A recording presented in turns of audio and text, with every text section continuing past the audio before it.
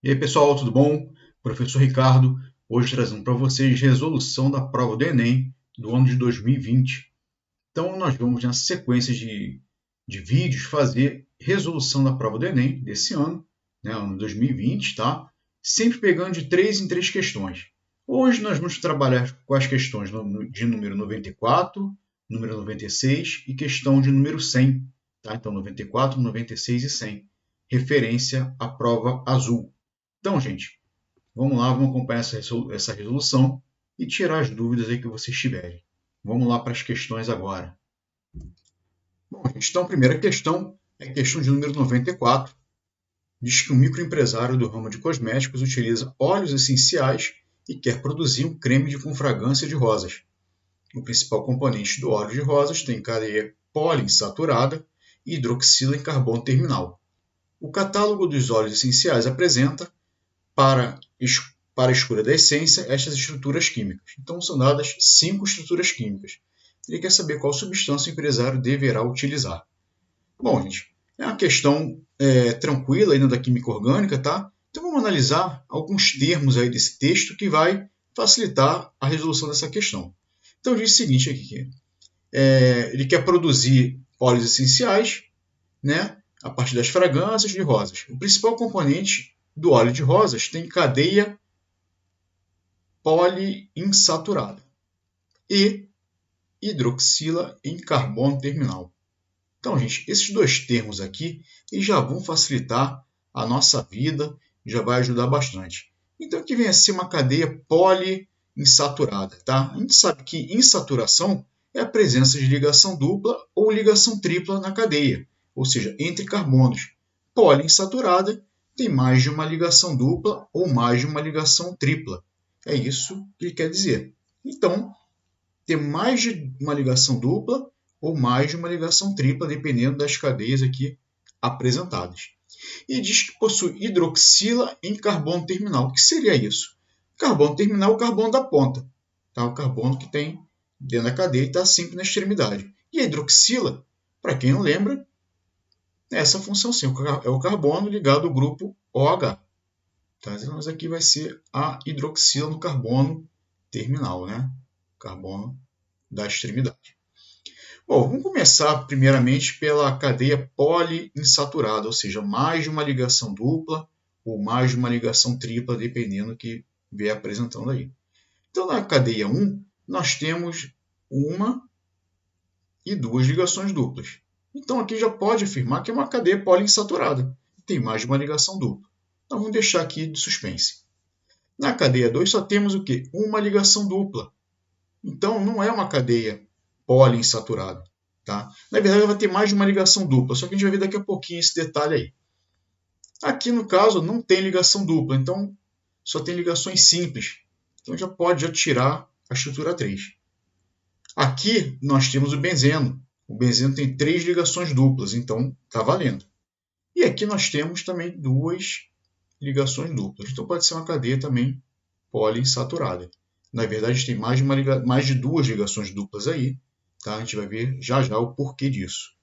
Bom, diz que tem que ter hidroxila em carbono terminal. Hidroxila, como eu já falei, é o grupo OH ligado ao carbono. Aqui nós temos um carbono terminal, tá? E temos a hidroxila ligada nele. Então, esse composto 1, ele está de acordo. Ele é uma cadeia poliinsaturada que tem hidroxila no carbono terminal, carbono da ponta. Então, a gente pode afirmar que é a letra A. Bom, analisando aqui os outros, aqui, como eu falei, o que é o grupo CHO? CHO, escrever para cá, é esse grupo aqui. É C-O-H. Como eu falei, tem mais de uma ligação dupla. A primeira ligação dupla entre os carbonos e a outra carbono-oxigênio. Mas no caso aqui, a poliinsaturação é em relação carbono-carbono e não carbono-oxigênio. Tá? E essa aqui não é uma hidroxila. A hidroxila é sempre OH. Aqui é uma carbonila. HO é carbonila. No caso, carbonila de quem? De um aldeído. Tá? Então, o aldeído ele não tem carboxila, ele tem carbonila. Então, aqui é uma função aldeído. Então, a 2 está fora. A 3 já vimos que está fora, porque não tem saturação. A 4, nós temos a hidroxila e temos as ligações duplas aqui, né, já que é um benzeno. Só que é o seguinte, não é carbono terminal. Tá? Aqui no caso é um ciclo, então não está no fim da cadeia, né? Não está na ponta da cadeia ou no início, não tem término aí. Então vai falhar por causa disso. E aqui é a mesma coisa, aqui no caso na hidroxila. Aqui é de um aldeído, é uma carbonila, C-O-H. Então a carbonila a gente pode escrever CHO. A hidroxila é COH, como acontece aqui no álcool. Então isso aqui também vai estar fora. Como eu falei, questão número 94, resposta à letra A, ou seja, composto número 1. Então, gente, é uma questão relativamente fácil, dentro dos conceitos de química orgânica. Tá? Agora tem as nomenclaturas, tem esses detalhes aí que podia, de repente, esquecer. É só ficar ligado que não vai errar. Se tiver dúvida, a gente tem vídeos aqui no canal, eu vou deixar no final para vocês sempre dar aquela lembrada na química orgânica que sempre aparece no Enem. Então, a próxima questão, questão de número 96, tá? É uma questão que envolve o assunto de soluções, tá? Preparo de soluções, e também de meia-vida. Apesar de não ter nada a ver com radioatividade, a gente vai ler o texto já já, mas envolve o assunto meia-vida aí, e uma questão até muito boa, até bem tranquila de ser resolvida, mas tem que ter os cuidados aí necessários. Então diz o seguinte na questão 96, que a sacarase, ou invertase, é uma enzima que atua no intestino humano hidrolisando o disacarídeo sacarose, nos monossacarídeos, glicose e frutose. Ou seja, ele pega a sacarase e divide, né? Faz uma hidrólise e forma glicose e frutose, em termos assim práticos. Né? Em um estudo cinético da reação de hidrólise da sacarose, C12H22O11, foram dissolvidos 171 gramas de sacarose em 500 ml de água. Observou-se que a cada 100 minutos de reação, a concentração de sacarose foi reduzida à metade, qualquer que fosse o momento escolhido como tempo inicial. As massas molares dos elementos hidrogênio, carbono e oxigênio são iguais a 1, 12 e 16 gramas por mol, respectivamente. Qual é a concentração da sacarose depois de 400 minutos do início da reação de hidrólise? Então, ele está fornecendo aqui para a gente o quê? Uma quantidade que foi dissolvida, 171 gramas de sacarose, em 500 ml de água. Tá? Então, ele preparou essa solução.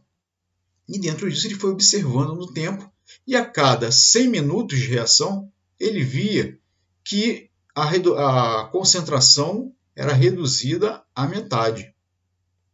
Bom, ele quer saber, depois de 400 minutos, qual vai ser a concentração. Então, o primeiro passo, eu tenho que saber essa concentração no início. Tá? Então, é uma concentração em mol por litro. Bom, o primeiro passo aí é eu determinar a fórmula da sacarose, que é o C12H22O11. A fórmula não, né? a massa molecular dela. Então, a sacarose, que é o C12H22O11, vai ter uma massa molecular, ou massa molar aí no caso, né, que a gente está tomando com mol, tá? Vai ser igual a 342 gramas por mol.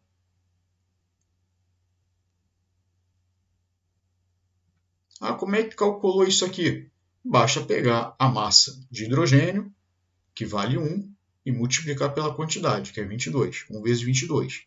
Depois vai somar com a massa de carbono, que vale 12, e multiplicar por 12, já que são 12 átomos de carbono. E depois somar a quantidade de oxigênios, que são 11 vezes a massa de oxigênio, que é 16. 11 vezes 16. Vai fazer essas multiplicações e depois fazer o somatório delas. Isso vai dar 342 gramas por mol. Ou seja, 1 mol de sacarose equivale a 342 gramas. O que a gente sabe? Que o número de mol é a massa sobre a massa molar. Então, vamos calcular quantos mols vão ter aonde? Dentro dessa massa aqui, que foi a massa proposta, 171 gramas.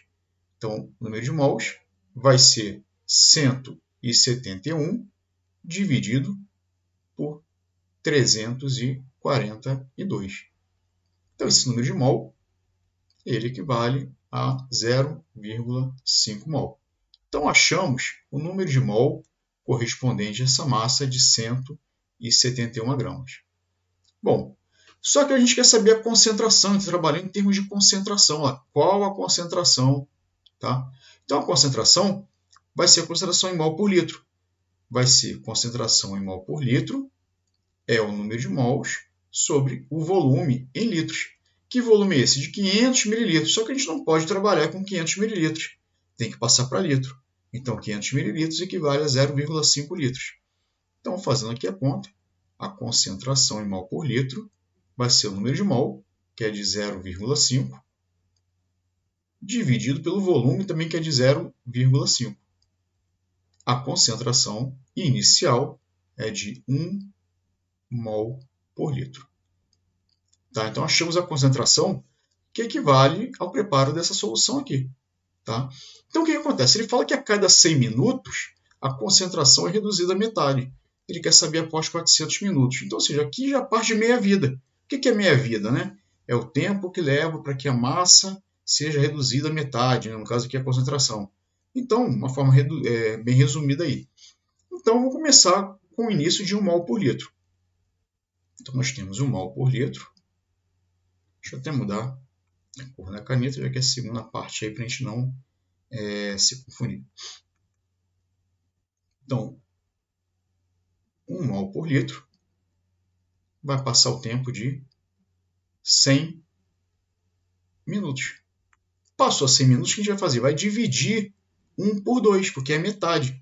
Então, vai dar 0,5 mol por litro. Passou mais 100 minutos. Ou seja, vai dividir 0,5 por 2. Tá? Então, nós já temos aqui 200 minutos. Então, fica 0,25 mol por litro. Pegou esse 0,25.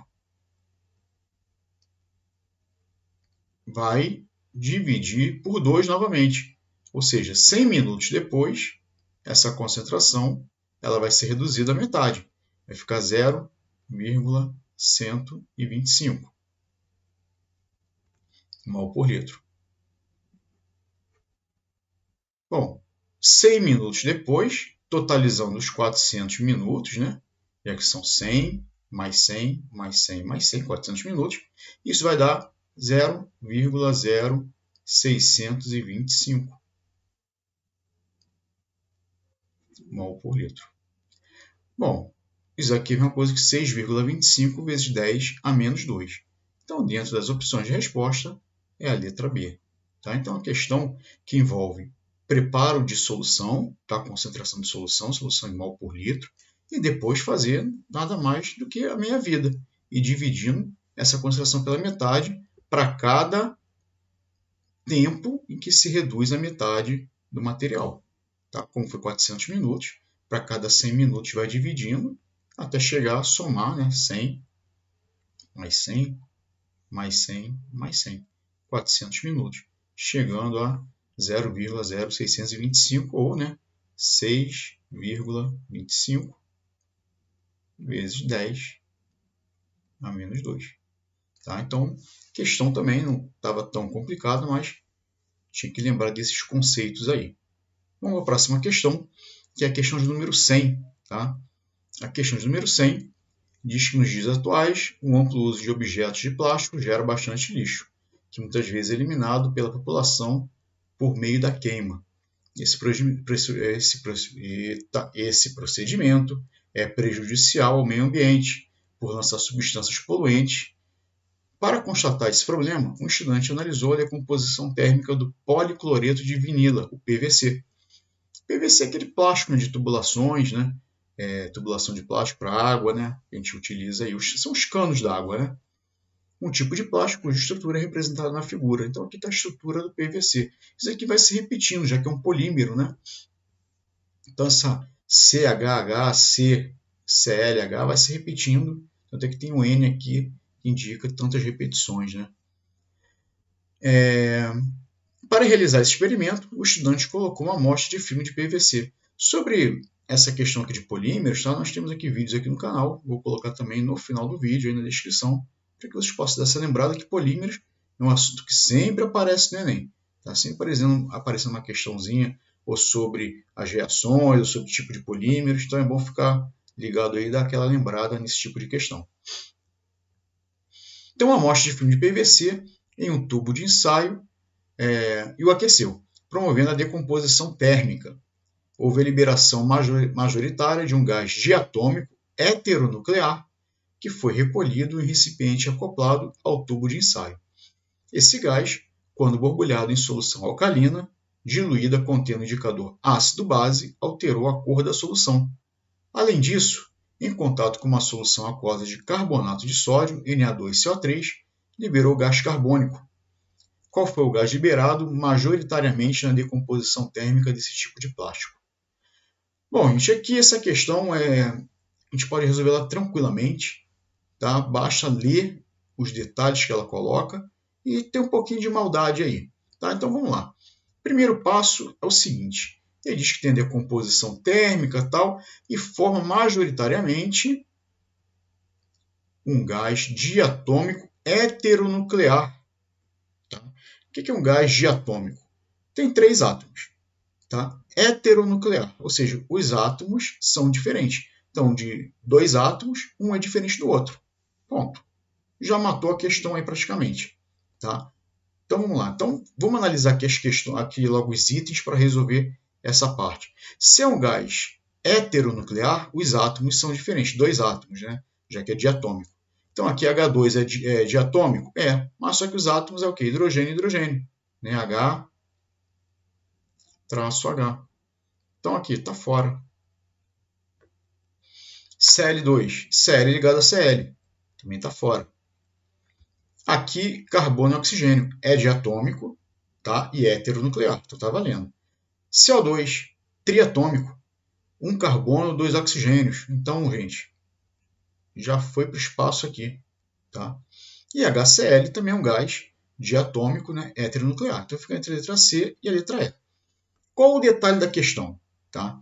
Ele diz que isso aqui, esse PVC, ele sofreu um processo, tá, de decomposição térmica. Ou seja, ele foi aquecido, porém não teve a presença do oxigênio promovendo a combustão. Se ele falasse que houve a combustão, o oxigênio iria entrar como um dos reagentes, mas não houve, só houve a decomposição térmica. Ele aqueceu sem ter combustão. Então, ou seja, se não tem oxigênio, ele vai aquecer sem a presença do oxigênio, então ele vai liberar que tipo de gás? Um gás que não tem oxigênio, já que essa estrutura aqui não tem oxigênio. Então, dentro das opções, nós temos aqui somente o HCl. Tá? Então, letra C, CO, que é o monóxido de carbono, não é. Vamos comprovar isso também. Ele diz o seguinte, que esse gás, quando borbulhado em solução alcalina diluída contendo indicador ácido-base, alterou a cor da solução. Ou seja, se a solução é alcalina e alterou a cor da solução, é porque o gás tem caráter ácido. Bom, o CO2 ele é um óxido neutro. O que é um óxido neutro? É aquele óxido que não reage com água, não reage com ácido e não reage com base. Então, ele é um óxido neutro. Tá? Então, gente, quem são os óxidos neutros que a gente conhece aí? São 3 apenas, né? É o CO, o NO e o N2O. Então, esses 3 óxidos aqui são óxidos neutros. Eles não reagem com água, não reagem com ácido, não reagem com base. E aqui ele diz que tem uma reação. Então, se esse cara aqui é neutro, ele não vai reagir com a base, já que é uma solução alcalina. Tá? E aí ele fala também que, além disso, em contato com uma solução aquosa de carbonato de sódio, liberou o gás carbônico.